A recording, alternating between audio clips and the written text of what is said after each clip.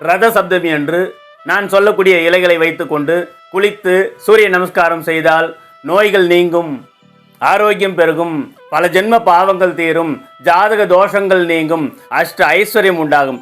எப்படி அப்படின்றத இந்த பதிவில் பார்க்கலாம். ரத சப்தமி 25/1/2026 ஞாயிற்றுக்கிழமை அன்று வருகிறது.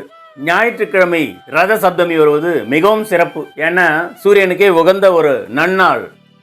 அந்த நாளில் புனித நீராடக்கூடிய அற்புதமான நேரம் எது அப்படின்னாக்கா, ஞாயிற்றுக்கிழமை விடியற்காலை 5:23 தொடங்கி காலை 7:13 குளித்தால் அற்புத பலன்களை கொடுக்கும். ரத சப்தமியில் முக்கியமாக நாம் பயன்படுத்தக்கூடிய இலை எருக்கன் இலை.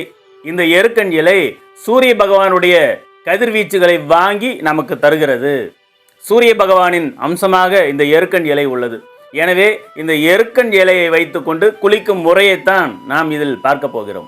குளிப்பதற்கு முன் சூரிய பகவானை மனதில் நினைத்து கொண்டு 7 எருக்கன் இலைகளை பறித்து வர வேண்டும். இந்த 7 எருக்கன் இலைகளும் நிறப்பிரிகையில் சூரிய பகவானுடைய 7 நிறங்களையும் குறிக்கும். இந்த 7 எருக்கன் இலைகளையும் குளிப்பதற்கு முன் தலையில் ஒரு எருக்கன் இலை, கண்களில் 2 எருக்கன் இலை, தோள் பட்டைகளில் 2 எருக்கன் இலை, கால்களில் 2 எருக்கன் இலை, ஆக மொத்தம் 7 எருக்கன் இலைகளை வைக்க வேண்டும். இதில் முக்கியமான குறிப்பு என்னென்னா, பெண்கள் தலையில் வைக்கக்கூடிய அந்த எருக்கன் இலையின் மீது மஞ்சள் பொடி வைக்க வேண்டும், மஞ்சத்தூள்.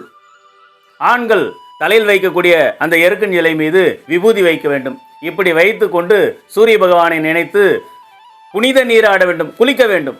இப்படி குளித்து முடித்த பிறகு உடை மாற்றிக்கொண்டு வீட்டிற்கு வெளியே வந்து கிழக்கு வானத்தை பார்த்து சூரியனை நேரடியாக கண்ணார கண்டு சமய சின்னங்களை அணிந்து கொண்டு விபூதி அணியலாம், நாமும் இடலாம், சந்தனம் இடலாம். இப்படி சமய சின்னங்களை அணிந்து கொண்டு சூரிய நமஸ்காரம் செய்ய வேண்டும். சூரிய நமஸ்காரம் செய்யும்போது நான் சொல்லக்கூடிய இந்த மந்திரத்தை 3 முறை கூற வேண்டும். ஓம் நமோ ஆதித்யாய புத்திர் பலம் தேஹிமே சதா. ஓம் நமோ ஆதித்யாய புத்திர் பலம் தேஹிமே சதா. ஓம் நமோ ஆதித்யாய புத்திர் பலம் தேஹிமே சதா என்று 3 முறை கூறி சூரியனை வணங்க வேண்டும். சூரிய வழிபாடு செய்வதால் ஆண்களுக்கு அஷ்ட ஐஸ்வர்யம் உண்டாகும், செல்வந்தராக மாறுவார்கள். பெண்களுக்கு தீர்க்க சுமங்கலி யோகம் உண்டாகும். ஒருவேளை கணவனை இழந்த பெண்கள் இந்த முறையில் சூரிய வழிபாடு செய்தால் அடுத்த ஜென்மத்தில் இந்த நிலை வராமல் சுமங்கலிகளாக வாழ்வார்கள். ஜாதகம் பார்க்க வேண்டுமென்றால் எனக்கு கால் பண்ணுங்க. நம்முடைய சேனலை சப்ஸ்கிரைப் பண்ணுங்க.